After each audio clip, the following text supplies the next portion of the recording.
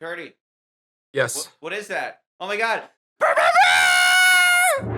Revenge of the creature brings us back to the Black Lagoon with a new expedition team that this time doesn't around. They quickly capture the gill-man and ship him off to be the latest attraction at SeaWorld, where he develops another crush on a hot lady, this time a babe-alicious Ichthyology student struggling with that timeless feminist conundrum of career versus family as she becomes increasingly romantically entangled with an animal psychologist studying the creature. However, the creature decides to make the choice for her, making it quite clear that she gonna make babies for him, stealing her into the sea in order to give her grapes. I'm gonna give you these grapes and you go make my babies. But once again, the men pump him full of lead and he dies by way of the exact same footage as last time, because they're cheap over at Universal. 100 years ago, not today, but back then in the 50s. They were definitely not cheap today. Come on, Universal. Turn on the money printer and send us to the dark universe.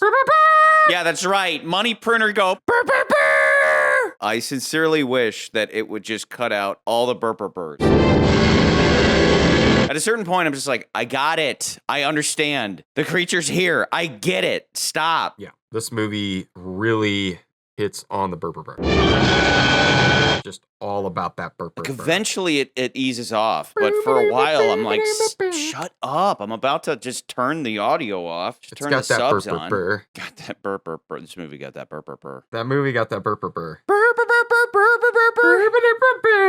We need AI. Okay, AI, type it in. AI, we want the creature from the Black Lagoon remixing super bass, but with his trill, his obnoxious trill, burper. Got that super trill. Got that super trill. No, he's got super grapes. He's got that super grapes. Super grapes. Creature Goes to SeaWorld was released only a year after the first film. Nice. Like the original, it was filmed as a 3D movie produced by William Alland, haven't figured out how to say that one, and directed by Jack Arnold. However, unlike The Black Lagoon, shot partly in Hollywood, California, most of this movie was shot in Florida. The movie even opens with a thank you to Marineland of Florida, a tourist attraction / marine mammal park that you can still visit today, just an hour south of Jacksonville. Take your friends, take your family.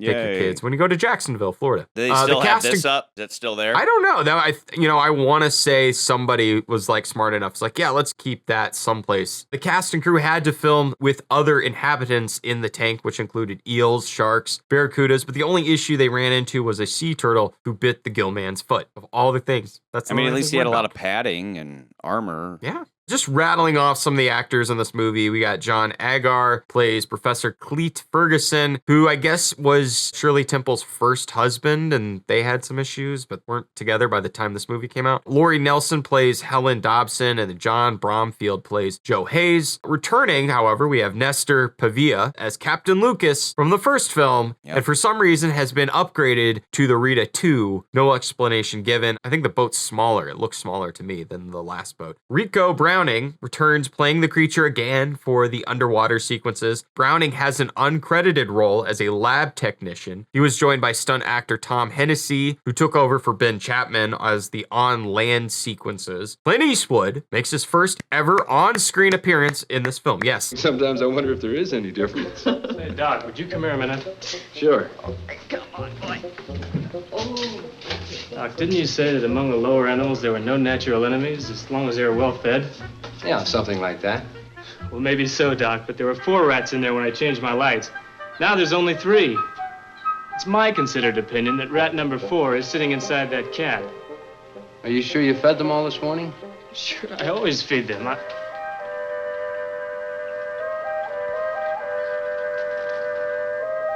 How'd he get in here? He may not be returning, but we can't overlook this factoid. In the film Back to the Future Part 3, Marty McFly and Doc Brown set up to go back in time yet again, this time at a Western-themed drive-in movie theater. When Marty steps out of the bathroom wearing 50s-style Western wear, he says, Clint Eastwood never wore anything like this. he is standing next to the poster for Revenge of the Creature, which also came out the same year as the year they're in that movie is 1955. So, Wow. Fun little factoid. It's probably plastered all over the internet for this movie, but I had to mention it here. So, And it's the Clint Eastwood in this for 30 seconds. and it's like a scene you could have cut out. You didn't need it. They could have It's like cut a it quick out. gag, and then the rest of the movie, I'm going, ugh, if only this guy could I have want played him more Joe. in the movie. You know, Yeah. he should have just been Joe. He looks like Joe in a way, and he would have been a better Joe. But we've seen that with a couple different movies we've covered where it's like, had they known, they would have done that. But, you know, what are you going to do? Yeah. You know, But yeah, maybe he he's in the finished movie. that, and then, and it was like, he's like down on his luck because he didn't get the lead role. And then he left.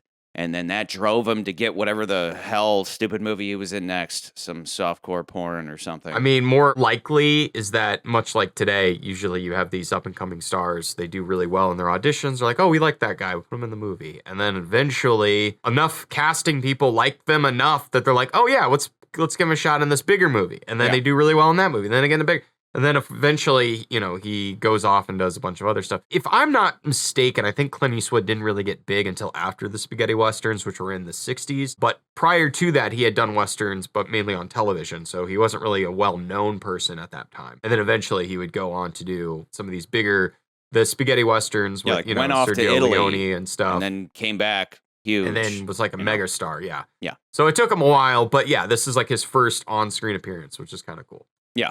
Other than that, what do you think of this movie, Charlie? This movie is, oh my goodness. Yeah, McCurdy, my thoughts on this movie are. First time watching it, you're like, huh, we're not exactly used to a very coherent plot that is just easily followed beginning to end. So the first time it's like, huh, we're being spoiled. That's 2 movies in a row that are a coherent plot. And then once that faded, I was like, wait a second, that's 2 movies in a row that are the exact same plot verbatim. This just is The Creature from the Black Lagoon again, except it takes place at SeaWorld. So it's just another team of scientists versus the creature. But instead of trying to capture it, they're trying to study it and train it. Stop!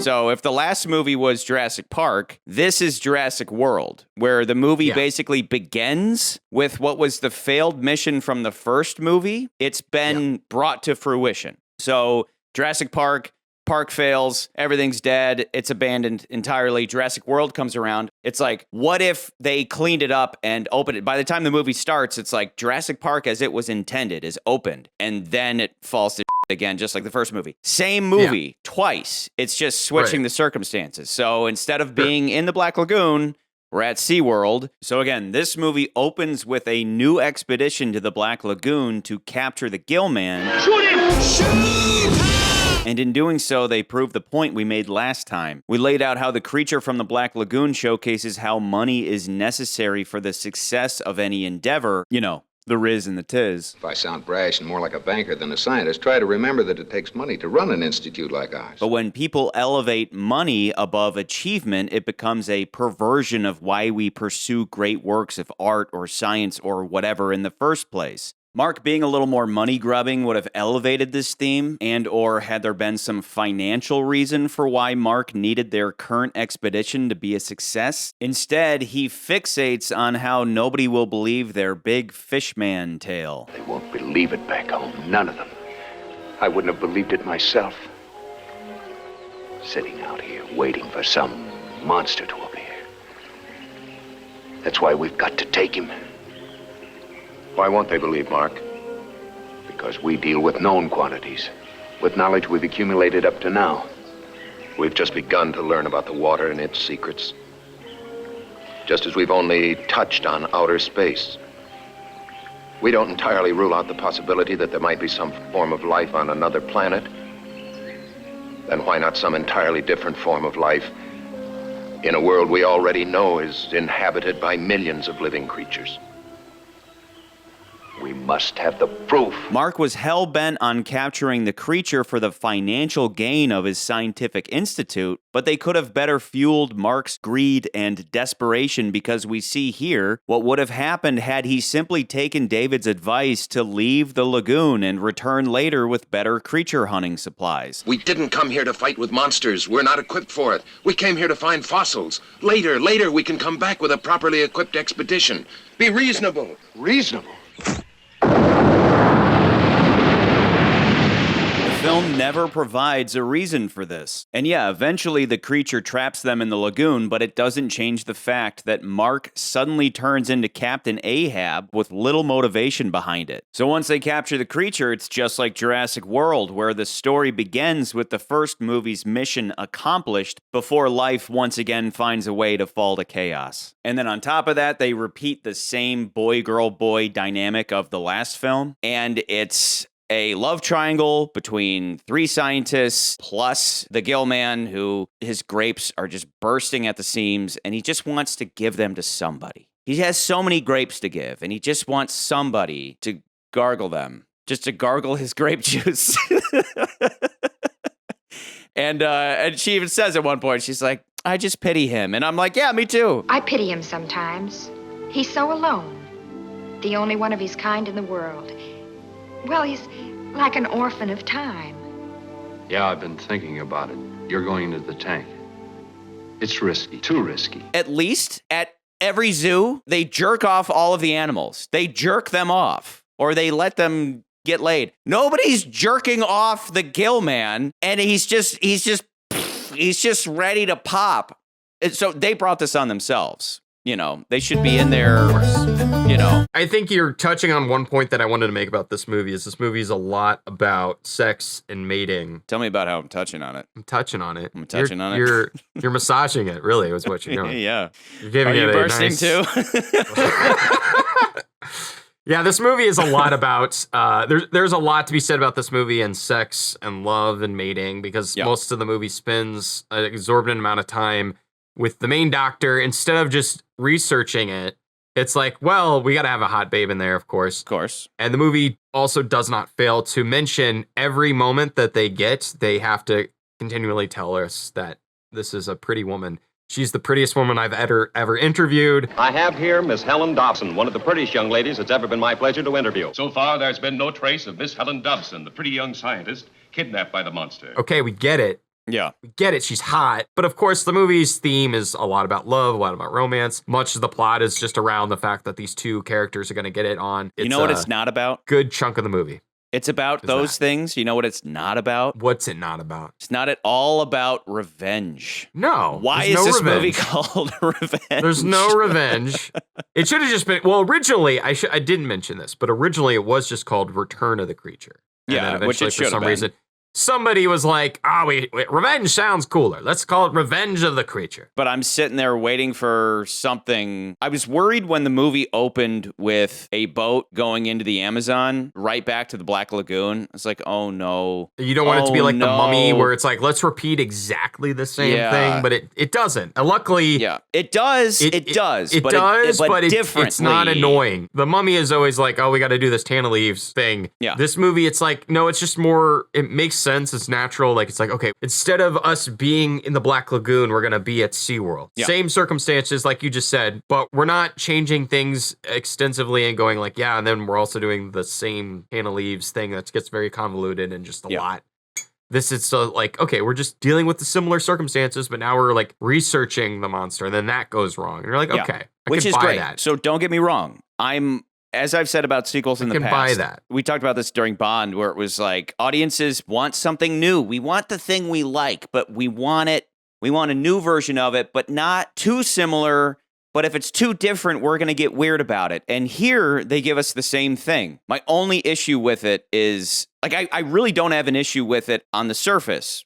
Water pun intended. It's when the movie then ends up being mostly occupied by love triangle romance thing. It's not interesting love triangle stuff. Yeah. Like the big thing, I think the biggest, one of the big, like if you're going to do the love story, like I'm cool with that. Like I think that works, especially with how they have use the monster, his whole thing is like, yeah, he's looking for a mate. Like, I get it. It's kind of King Kong, you know, it's got that vibe to it. I get that. The thing that I wish the movie had done is like utilize the character of Joe, because he's the first of our main cast that gets introduced. And then you think, he would be the monster. guy. That's what he does. He would be the guy that would get with the girl. And they kind of set him up as like you said the last episode, he's the Riz of this episode, right? And then the doctor's kind of the Tiz with the Riz. Totally. He's the Tiz with the Riz. He's both. He's more Tiz than Riz, but he has a lot of Riz.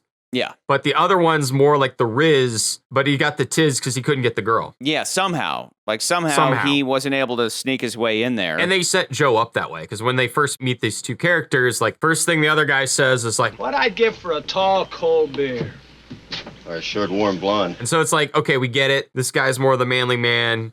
This guy's the scientist guy. And then, of course, we meet another scientist guy. Well, I must tell you, I know something about your work, and I was quite impressed when I heard you were coming. You're not at all like I expected. I'm glad it disappointed you. So using what we got, we have two guys and this one hot ichthyologist student, and let's change it up. Maybe she's very into Joe, because Joe is the Riz. Joe is the Riz. Dude is jacked. Like this. I Dude like this. is hot. And the other guy, the Tizzy guy, he wants her, but he can't really get in with her. Professor! Wait for me! Uh-oh, I've been afraid of this. That Joe Hayes is an A#1 wolf. Avoid him. It'll be difficult, but it can be done. Well, aren't you going to wait for him? And then the creature kills Joe, the guy she really likes. And then all she has left is the Tizzy guy. And then you'd stir up a little drama there. She even admits at one point that she's into jocks. Once when I had a crush on the captain of the high school football team. Instead, it's like the Tizzy guy is in the lead the whole time. Cleet is in the lead the whole time. Yeah. And then so when Joe dies, it's like, the first time I watched it, I didn't even realize that Joe did die. It just like... I didn't either. And then I watched it back, I was like, so oh wait, subtle. that's right, he died.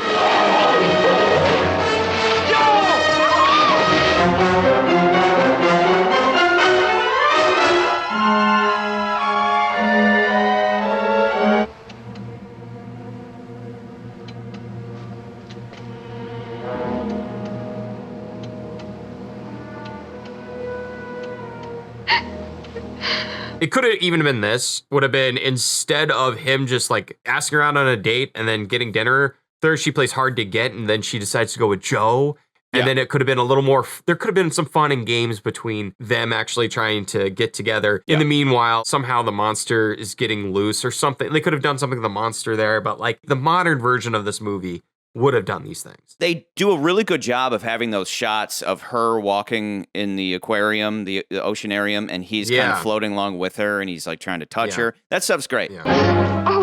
Hey, take it easy. But something that would show us the intelligence of the creature, show him finding a tool that he could use to start hacking away at his chain. Instead, the chain just breaks. You know, it just breaks. So you have the romance stuff going on over here, the fun and games, drama going on to kind of distract us. And then over here, the looming threat of the creature as he's using his intelligence and observing and finding a way to maybe, I don't know, you know, what pick your poison. He sees a tool on a guy's belt, and he's like, if I get that tool, you know, we're using reverse shot to establish that he's observant of this oceanarium. He gets the tool, he like subtly breaks his chain, but like keeps it on him in a way that he could easily rip it off when it's time to go. And so when it is time to go, because of the drama stirred up by these people that are now distracted, he busts out and does his thing. You know, instead of double checking the integrity of the gill-man's chain, they're thinking about who's taking the girl to dinner tonight. Last episode, we talked about greed, sabotaging group efforts. This one could have been the same, but different regarding how the presence of this hot female scientist stirs up enough envy in this love triangle to where the other scientists let their guard down, allowing the creature to escape. You know, that self-interest sabotaging the big picture thing. But what you end up getting is what you would expect from the 1950s. He just jumps out of the thing and he's wandering around and everybody's screaming and running. Nowadays, our expectation is closer to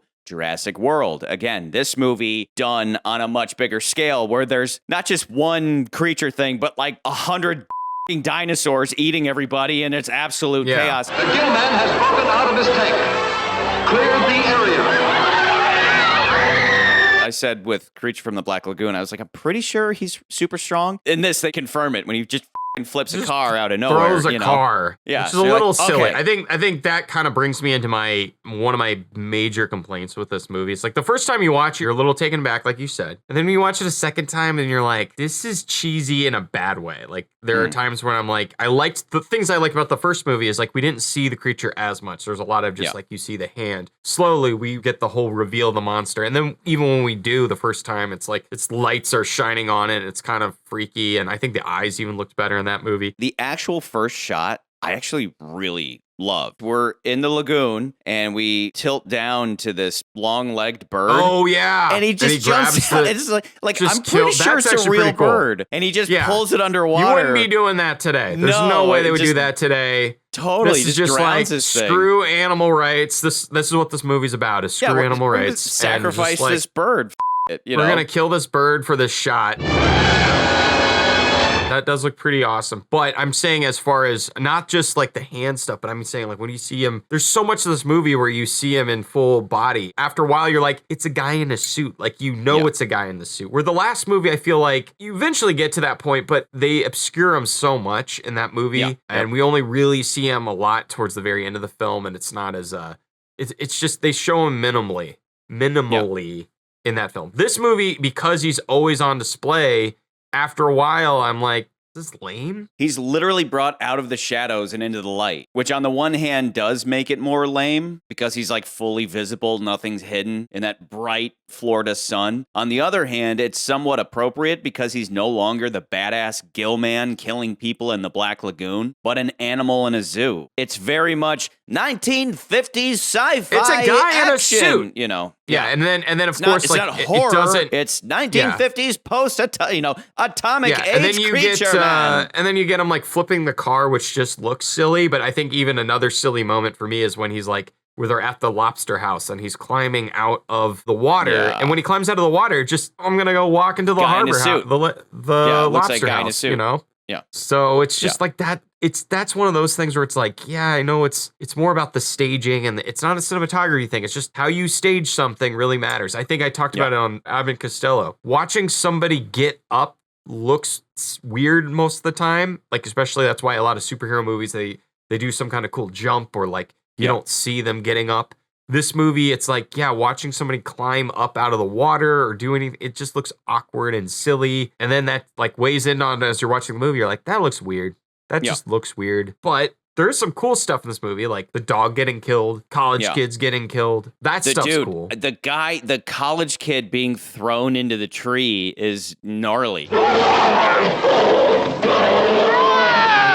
That stunt guy got concussed. Some wire work, for man. Sure. Yeah. That was some wire work. You can watch it too, because you see him and he's definitely on a wire as he's thrown at the tree. Like it looks like you see the arc of a rope, like he arcs like you would on a swing. It's really funny. It's not all good. It's not all bad. It's kind of a middle movie that is just a copy paste of Last Night, which is not the worst. It's just it ends up being a lot of just drawing the runtime out with this lovers stuff. To your point, if everything's about getting it in, there's even that moment where the cop has to stop the two teenagers from hooking up in the car. Come on, kids. Break it up. We weren't doing anything. It's a brief moment, but after that lobster house moment, there's a brief little shot where there's a couple in another boat. He's handing her a drink and you're like, oh yeah, they're gonna get it on. What was that? I don't know.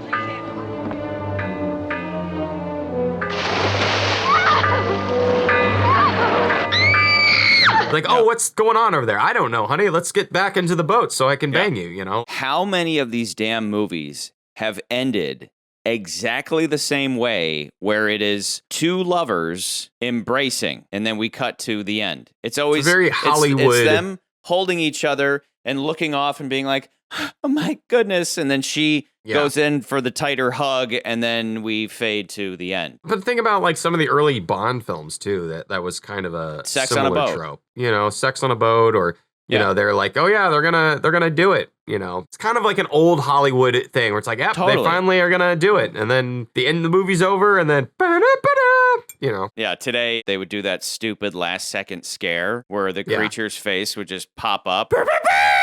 And it would annoy everybody, especially me. Maybe I was just a little too hungover watching it a second time, but I was like, can you stop trilling that horn in my ear. I get it. The monster's here. I understand. And then shortly thereafter, once he's kind of just chained at SeaWorld, they do start to ease up off of that. But for the first 45 minutes, I'm like, they have to remind stop? you what movie they're watching. They're like, you're watching a Creature from the Black Lagoon movie. This is, you got to have that trill in there. Jack Arnold was like, no, we got to get more of that. We need more of that. Yeah. You know, the only other boring thing that I don't know what it was like for you, but the only thing that kind of slows the movie or drags the movie, because yes, we have the romance stuff. It is an interesting romance. There's no tension. It's very easy. His only competition dies, and then they're just like, we're going to get married, right? You're expecting these three to actually have some kind of weird love triangle, and then they never do. But what I really was wanting to get to is like, I find it very boring that this movie wastes a lot of time with like the research of the monster, and it's like, kind of a Thunderball argument we would have made back then, or I wouldn't have made, but I think the Nansbot and Scott would have made about like, oh, Thunderball's boring because it's just underwater stuff. Here, I'm like, yeah, there's not any cool underwater stuff. This one's just like, we get it. We can do underwater. I get it. Like, so I do get a little bored with training. some of it. Here's what's weird. Yeah. They make a point of training him, and they do it by yelling stop and then hitting him with a buzzer, like a cattle prod. Stop! Stop!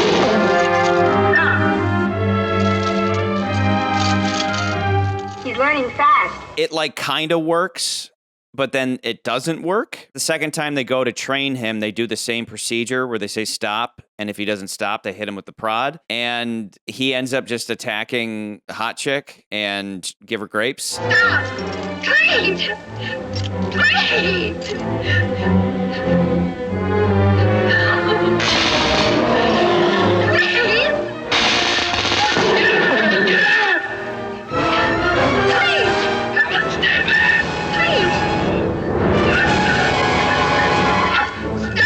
So then fast forward to the end of the movie, and they make a big thing of, they get a new mob, right? Every one of these movies has to have a mob go after the monster. And so this mob is going to be all these cops and dudes with flashlights. Test your flashlights, kids. Get your flashlights. Make sure they work, man. You men all have flashlights.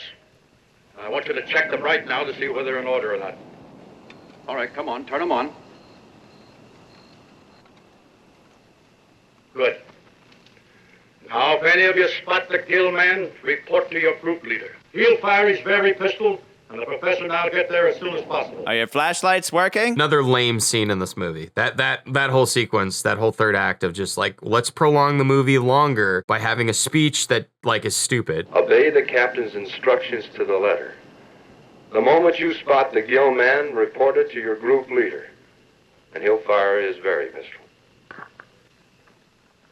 That's it, men. Get at it. Oh, I just want you guys to know, because we're warm-blooded Americans, not this cold-blooded amphibians from the Amazon. But I want you to make sure that you stay safe. And my really hot fiance is out there, and I want you to get her for me. That's all I care about. Any of these guys. He just wants to get the hottest chick he's ever seen in his life back. Everybody in this movie wants you to know she's the hottest woman ever. Yeah, so then they chase the monster down, and are we supposed to understand that when he goes to the water and says stop? Stop! And, it doesn't work for a few times, but eventually he gets to the water's edge and he yells, stop.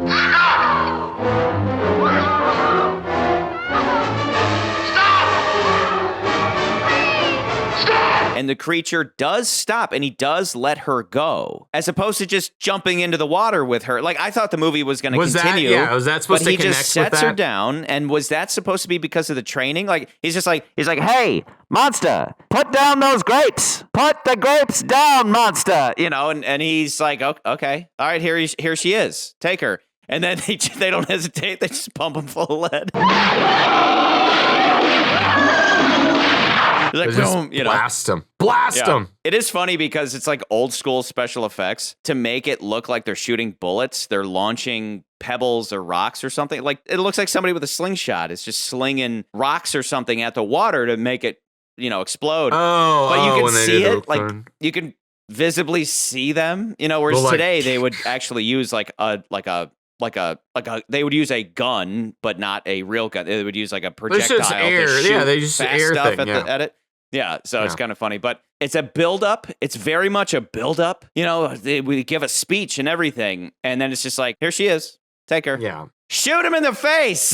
You know? The more that we talk about this movie, the more I'm like, oh, yeah, that's right. I understand that maybe back then it was a little more difficult to, because you see throughout, so far, both these movies, they reuse a lot of footage, and I understand why they're reusing footage. It's because obviously it's underwater. It's difficult to photograph in the first place, and then it's a lot harder to just go do reshoots. So they use the same footage multiple times because it's like, let's just go out and have him swimming around, and then we'll edit that in. And so I understand the multi-usage, but they use the exact same shot that ended the last movie. Not just the two lovers holding each other while he's dying, but the shot of him sinking below the surface to his death. It's the same exact shot, you know, and again, I understand why they reuse the underwater stuff, but at the same time, it's like you couldn't get like a new ending. You just repeat the exact same ending. And to my earlier point, they don't just repeat that. They repeat the whole goddamn plot, the whole script, the whole love triangle, all that. I mean, they reuse other footage too. It was another one of those things that kind of worried me right off the bat was that they reused the shot of Lucas on the water, you know, pulling the horn, the foghorn. Oh, the very for early the alligator on, or whatever. It's just like, wait, that's from the first movie. Yeah, so I was like, oh no, is this going to be a cheap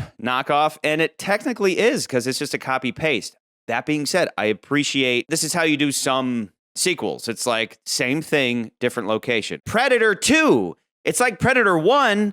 But it's in a city now, so it's a different movie entirely, even though it's the same movie. But this is not as bad as like The Mummy's Tomb or the Ghost of Frankenstein or any of those where like they're reusing a lot of footage just to tell this story. This isn't that. Like there are some shots. It's not a lot, but you are right. They do use the last shot, and you're like, okay. Yeah. I wish it was a little different. They could have done something a little more fantastical with that end, but it's good on the surface, as you said. When you start diving into it, you start to see a lot of you're like, yeah, this isn't as good as I remember it the first time I saw it.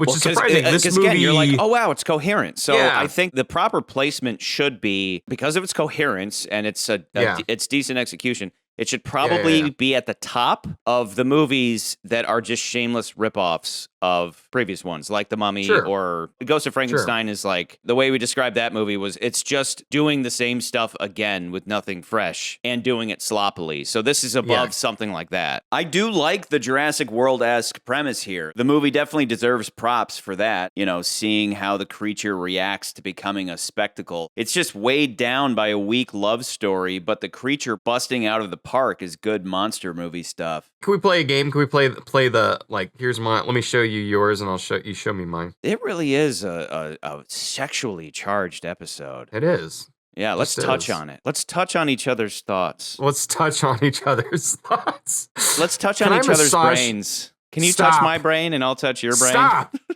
Stop. Stop. Stop! You didn't use a safe word. To your point, where you're like, where you would put it above, putting it above. This is like the lowest that I would put it. Is probably Invisible Agent. I would put it right above Invisible Agent because I think it does make the argument that this is a monster horror film. Invisible Agent isn't a monster horror film. It's just a good action thriller. Not an action thriller. It's just a good sci-fi thriller, and this is also a sci-fi thriller, but this is a more monster-esque movie. It's a proto-slasher at times. Billy?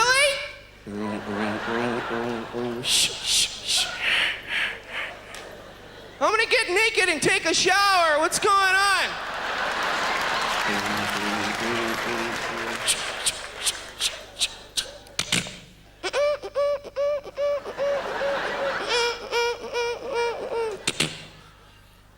Someone's behind that door. Better check it out. See who it is. Could be a friend of mine. I mean, we do get to see the dog actually get killed and a kid get thrown and a bird get killed. That's pretty cool for this kind of movie. Nothing happens to that kid. They just grab the kid and run off, right? No, they say that they both not the teenager, the student, not the little girl. Yeah. But they do say on the radio where the bodies of two students, victims of the gill-man, were found. Who just have some meaningless dialogue. Just like nothing dialogue for 2 seconds. Just you can't get a job without a college degree. It's like my pop says it. College degree is like a high school diploma used to be. He says, hey, What's that? It's a classic one of those. The guy who wrote it was like, I've made an observation, and that observation in life is that it seems like today's college diploma is the equivalent of what a high school diploma used to be. Yeah. I'm going to put that in this movie because that's a great observation about life. That feels like by the way, that feels like such a 50s moment. That's such a 50s moment because today I would make the argument, I'm like, no, I wouldn't go to school. And people would be like, why would you not go to school? I'm like, there's so many jobs that you can get without a degree now. And also sometimes the degree, it's like you're wasting your money depending on what field you want to go into. You're going into debt slavery for nothing. You could go to a tech school and just learn a specific skill that you need to learn to do a job for 2 years versus going to 4 years. Not to say that I completely hate college, but it's also like, it depends on what you're wanting to do is where I'm getting at with They do it again, though, in this movie. They do it twice. There's that moment, and then there's... Most of the kids I went to undergraduate school with are already married and have children. Is that what you want? I don't know. I just don't know. But surely you must... But what do you want? Well, it's different with me. I'm a man. I don't have to make a choice. But I do. It's tough on you gals. I'm not saying it's right or wrong. It's just a fact. Doesn't seem right. I've observed that these clams that go to school to get an education, eventually they have to choose between being a housewife and getting a career clam. And, you know, it's like, let's just put that in this script for 2 seconds, you know? And it's like, is that what the movie's going to be about? Is her making that decision? Not really. Not at all. So my above, like my below, my lowest right now is Invisible Agent, right above Invisible Agent. Let me shoot that down. You can, but let me tell you my like above. A Nazi plane. Let me tell you my above though. Like my highest, I think my highest would be Spanish, like just below Spanish Dracula. Okay. So that's my range right now. But if you have a reason why you would put it below Invisible Agent, I am all ears. I'm listening. The thing about Invisible Agent that I appreciate is that it's not just a copy paste of the Invisible Man again.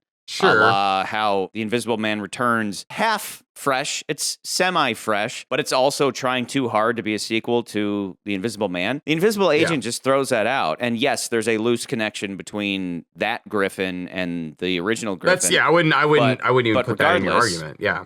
Regardless, that is a quality sequel in a series of again, I can't stand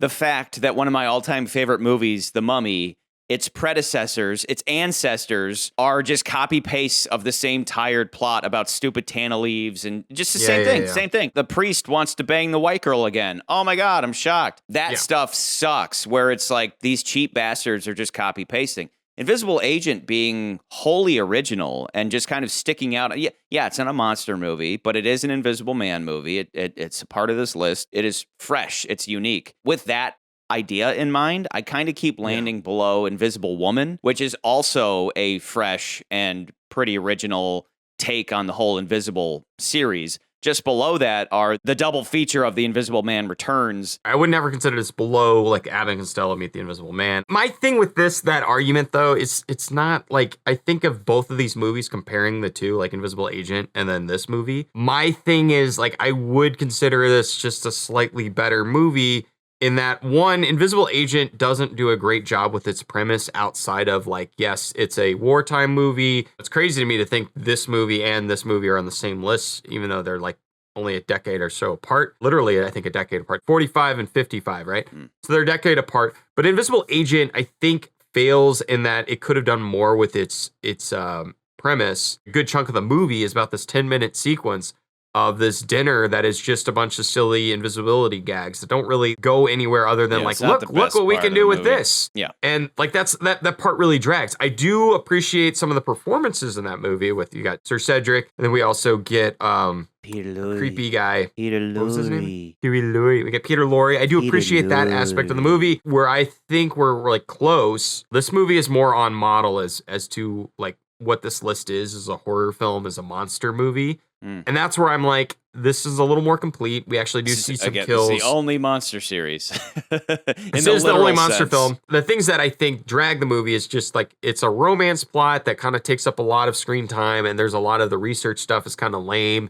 And then, they don't do as much with that romance stuff as they could. And then the monster suit at times looks a little cheap. And you're like, it's a guy in a suit. It's not like, after a while, you're like, it's a guy in a suit. However, we get some cool kills. It is a monster movie. The monster's seeking out the woman and the guy as they're leaving. So I think the movie succeeds in those ways. Again, it's a much more complete, coherent movie than some of the others movies on the list. Yes, but that's where I'm like, the sticking point. That's where I'm like above Invisible Agent for me. Okay. Is that, but also Invisible Agent, again, could have done more with its premise. I think Revenge does a lot with what it has, even though if it's repeating some things, it does shift what Black Lagoon did by putting it in SeaWorld, putting it in our world instead of being out.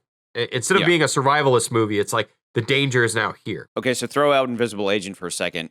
This versus Frankenstein meets the Wolfman. Do you have any gut reaction there? Because that's always been a threshold for me, tough. just because that one is so where I want to live. On most of these movies, I want to be in this graveyard that we're in with mist around and howling wolves and stuff. That's where I want to be. That doesn't mean that, this movie's automatically disqualified, but like we were talking about with Creature, it's below the Wolfman because it's like, it's a great movie, but those top four are true. Like, pure horror movies. This is a science fiction, But I mean, above Invisible Agent, we also have House of Dracula and Dracula's Daughter, which I think are much better movies on the whole. Frankenstein meets the Wolfman, I think, has a really just ending that kind of makes the rest of the movie just kind of like, meh. This movie, while this movie repeats the ending, the ending of this, I don't think is good. That's the trouble, is that it's just like, it's hey, not, monster, put that girl down. Now shoot him. It isn't the worst ending. I will say I don't think this is the worst ending we've had, because at least it's motivated and it's at least, okay, the hero's got to go save the girl. I don't like how it ends, but it is better. Just to compare it to its predecessor real quick, the ending of Creature is like in this grotto, in his grape grotto, and they're going to rush in there. Grape grotto. They find the girl. There's a brief struggle, and then it's not David that does the kill. It's Lucas and the other science guy come in from the beach entrance and they blow him away. There is a tension to that ending, whereas here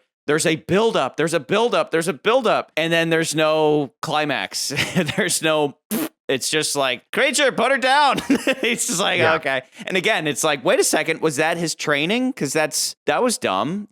He went through all this stuff just to put her down, and as opposed to something. It needed that last little step. Again, I'm just comparing it to Creature for 5 seconds. We're on the same page, roughly in the middle of the list here. I think Invisible Agent is so much more original, and the ending is one of the best parts of that movie. And then I look at Frankenstein Meets the Wolfman, and that's more just like what I want out of this list, and that's one of the better Wolfman stories. Yeah, that one also plagues more from the fact that they cut so much out of what was originally intended out of that movie. I think that also hurts the movie a lot. That's where I'm like, this movie is closer on base with what you want out of these movies. Not so much with the atmosphere, but definitely being like, yeah, this is a monster. This is a straight up monster movie. This is a straight up killing monster movie that you kind of want out of what you're expecting with some of the other movies that we've seen on this list, because there's actually more of a kill count and there's a little more danger there. It is silly at times, and I think that's what really weighs this movie down for me. That being said, I could probably see it below Dracula's Daughter, because at least Dracula's Daughter is a little more classy. Has a little, tries to have a little more meaning. That love triangle is a lot better than this love triangle. I would agree with that. So I would be, like, I'm with you right there. Definitely below Dracula's Daughter. I think I'm just kind of above or below Invisible Agent, and I'm like still feeling below Invisible Agent on originality. But then again, when you think of the monsterness of Invisible Agent, there's no monsterness. This movie, and the monsterness, yes, we have the Nazis, we get it. But like, this movie's like, it's a monster movie. The monster goes and kills. We get the bird shot. He kills a dog. He kills Joe. He kills two animals. He eats a bunch of fish. He eats a bird. He didn't eat the dog, but he murdered that dog. He threw those students, those kids talking about college. That is true. That is true. It's again, it's like a classy Bond movie argument. It's like, what are we here for? Are we here for Mission Impossible Bond, or are we here for classy Bond? And this is a list of monsters. So that argument checks out. Below Dracula's Daughter for class purposes, because I agree. I think my main hang up is just this being a copy paste. but it's a copy paste of a story that works. Team of scientists capture gill-man. Gill-man escapes, steals the hot chick, and they shoot him in the face. It's a story that when you look at the works, sequels, you know? looking at all of where our list is, like, as far as sequels go, we had Bride's the best sequel. But Bride, you could even make the argument it's more of just the part 2 of the first one. It's not really a sequel. Yeah. You could go into Bride and just watch Bride and be like, this movie's great. Then the next sequel we have is Son of Frankenstein, which does more with the premise of the Frankenstein thing, which does a really great job of it in multiple ways. And there's a little more meaning you can derive from there. Abbott and Costello is a fun romp, essentially taking all of the ideas of the monster. It's just like a celebration of all these fun monsters we've had. House of Frankenstein, again, is like Abbott and Costello meets Frankenstein, except it's another celebration, just taken in more of a serious term, and it kind of has a little meta spin. Dracula's Daughter, another good sequel that tries to find more meaning in like redemption, but failed redemption. And then you get this movie, it's just like more of a monster movie. It's more just like straight up, it's the monster movie. Invisible Agent's just a different take on something, but it's not a horror film. It's just like, this is the thriller, and then it doesn't always do a best job of it. You're saying Nazis aren't monsters? I didn't say Oh my God, are you a Nazi sympathizer? I think you are. Maybe you're the fucking monster. Did you ever think about that? Do we want to touch on that? Can I touch on your grapes? Can I touch you on want to touch on my grapes, and I'll touch your grapes? Want to gargle my grape juice? Yeah, when you look at the sequels, it's like, it's definitely one of the better sequels in the series. It's more complete. It's like, yeah, it does repeat some stuff, but it doesn't do it in a bad way. God damn it, it has Clint Eastwood in it. It's got Clint Eastwood, bro. Come on. You're going to take that away from him? You're going to take that away from Clint Eastwood? By the time this airs, he's going to be dead. I think the monster argument is the argument. You know, on a list of monster movies, this should probably be above. If it's going to be above Frankenstein meets the Wolfman, it should probably be above Invisible Agent, just below Dracula's Daughter, which is like the beginning of the attempt at meaning movies. Dracula's Daughter is that threshold. There's hardly anything to pull from this other than like mating and like that's the theme, but it's not really like a meaning. About the themes because they're just the repeat themes from Creature, so it's hardly worth going into. It's just like, hey, you want to know the themes of this movie? Just watch the last episode. That's all it is. Yeah. Don't f with nature. Well, Life finds a way. Don't. That's part 2. Don't f with nature because nature will f back. That's the lesson. We'll try to last night. Yeah. Gee, the lack of humility before nature that's being displayed here staggers me. If Ian Malcolm was here, he'd be saying, you know, you can't control that creature. You can't teach that creature nothing. Because his dick will find a way.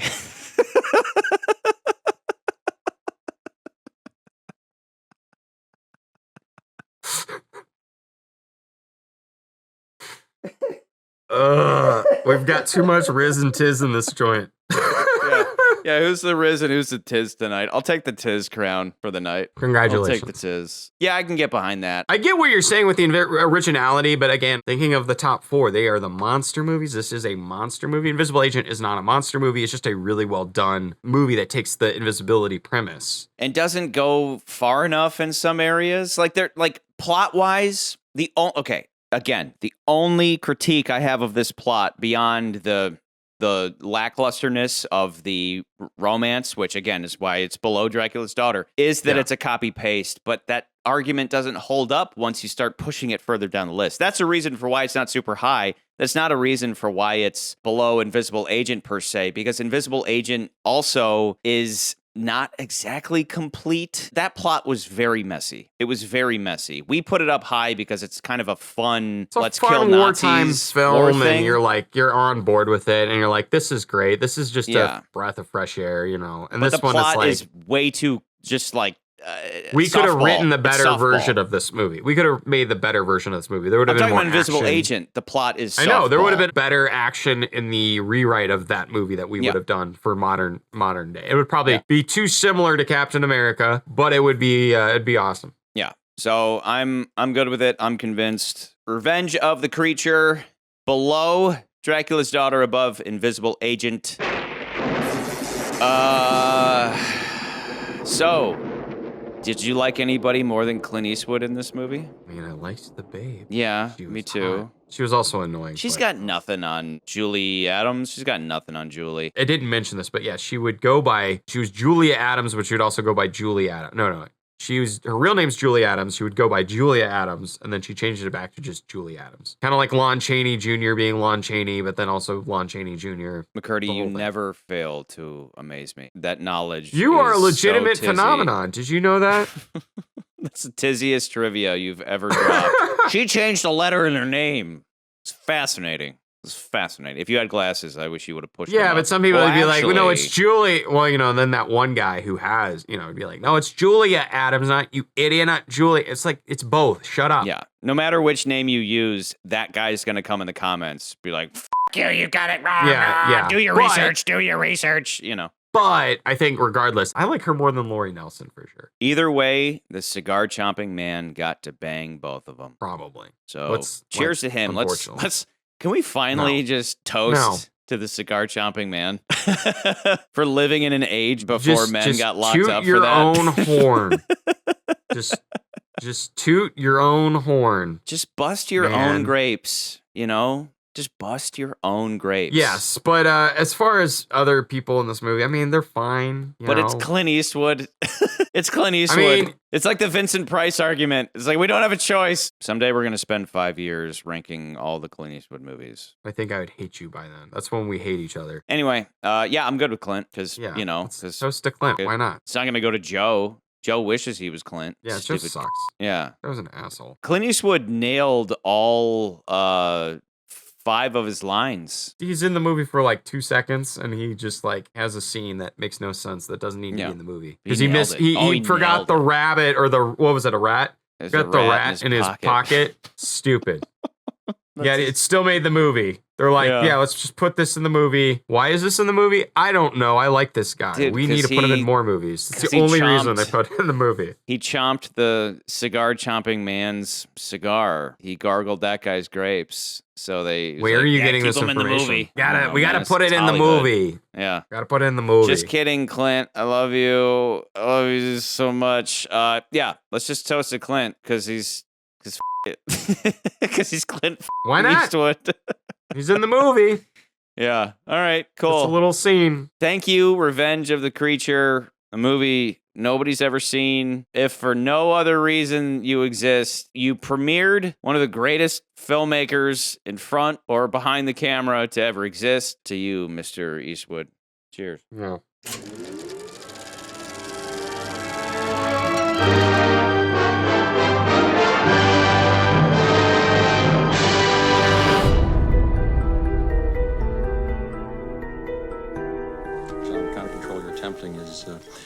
It's not possible. Listen, if there's one thing the history of evolution has taught us, it's that life will not be contained. Life breaks free, it expands to new territories, and it crashes through barriers painfully, maybe even dangerously, but the grapes find a way.